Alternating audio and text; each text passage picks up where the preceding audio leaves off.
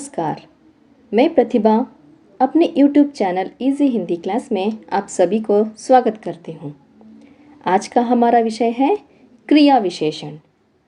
विकारी शब्द में हमने पढ़ा संज्ञा, सर्वनाम, विशेषण तथा क्रिया। अब हम शुरू करते हैं अविकारी शब्द।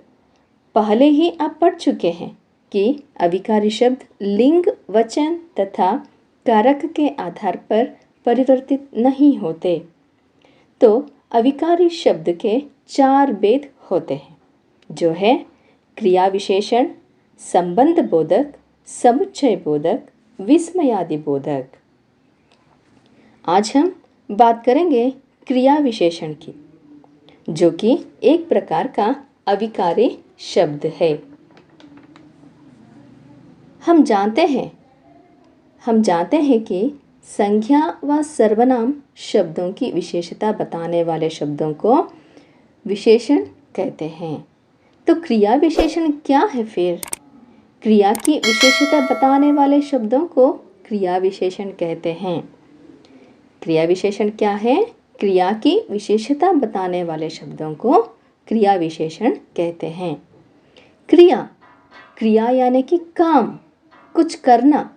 जो भी आप काम करते हैं उसकी विशेषता बताने वाले शब्दों को हम क्रिया विशेषण कहते हैं। क्रिया विशेषण किसी क्रिया से पहले लगकर उसकी विशेषता बताते हैं।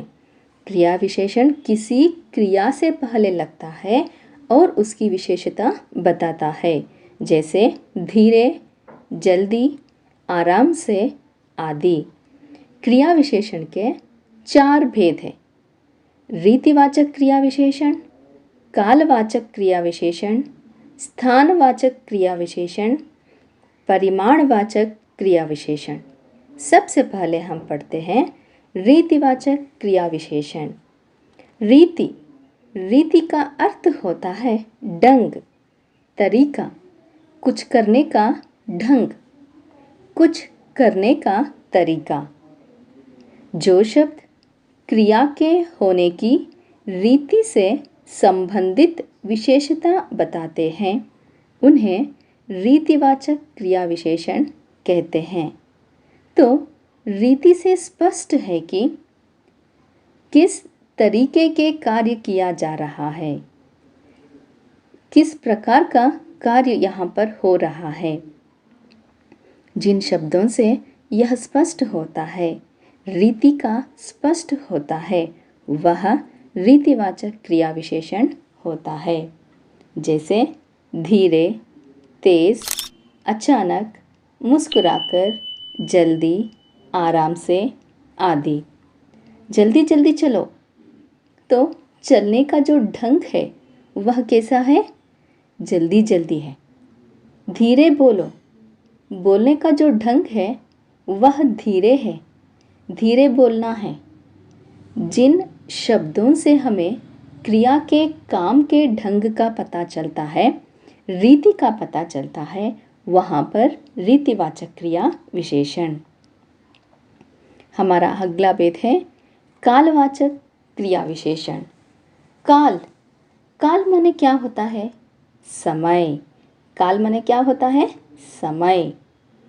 जो शब्द क्रिया के होने के समय संबंधी विशेषता बताते हैं उन्हें कालवाचक क्रिया विशेषण कहते हैं। अर्थात जब क्रिया घटित होती है, हम कोई काम करते हैं तो किसी ना किसी समय पर करते हैं, किसी ना किसी समय पर हम ज़रूर करते हैं। शाम में कर सकते हैं, या सुबह को कर सकते हैं, या दिन में कर सकते हैं। किसी ना किसी समय तो हम ज़रूर करते हैं। तो यहाँ पर क्रिया के समय का बोध होता है कि क्रिया कब घटित हुई, वह कालवाचक क्रिया विशेषण होता है। इसमें समय भी हो सकता है,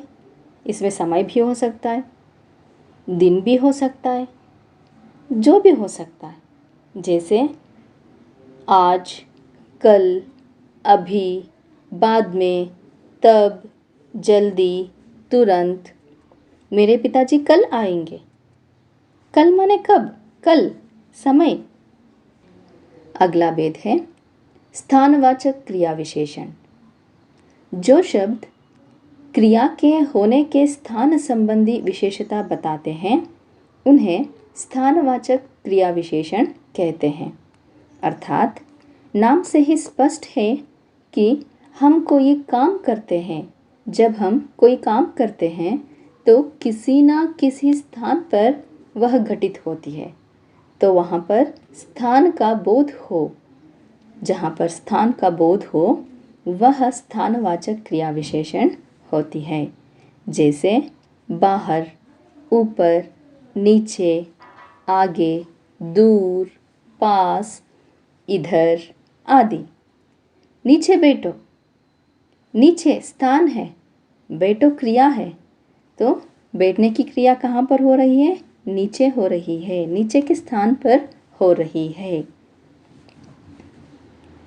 हमारा अगला भेद है परिमाणवाचक क्रिया विशेषण। इसको हमने विशेषण में पढ़ा था, है ना? आपको याद है? जहाँ हमने पढ़ा परिमाणवाचक किसी वस्तु की मात्रा बताते हैं। जहाँ पर हमने पढ़ा परिमाणवाचक किसी वस्तु की मात्रा बताते हैं, नाप बताते हैं, तौल बताते हैं। हमने इसको पढ़ा था, है ना? जो शब्द क्रिया के होने की मात्रा, नाप, तौल संबंधी विशेषता बताते हैं उन्हें परिमाणवाचक क्रिया विशेषण कहते हैं। यहाँ पर वस्तु की मात्रा नहीं है, बल्कि यहाँ पर काम की मात्रा है। वस्तु की मात्रा यहाँ पर नहीं है, काम की मात्रा यहाँ पर होती है। काम की मात्रा कैसे नापी जाती है?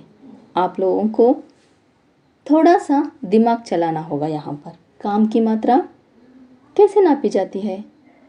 तराजू से तो तोल नहीं सकते, तो कैसे नापी जाती है? बुद्धि से। बुद्धि से तोला जाता है। जैसे मोहन बहुत बोलता है। बोलता क्रिया है, यह उसका कार्य है। कितना बोलता है?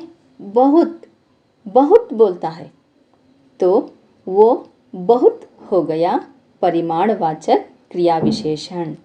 जैसे कम, ज़्यादा, अल्प, तनिक, खूब, थोड़ा, इतना, तो ये हो गए आपके क्रिया विशेषण।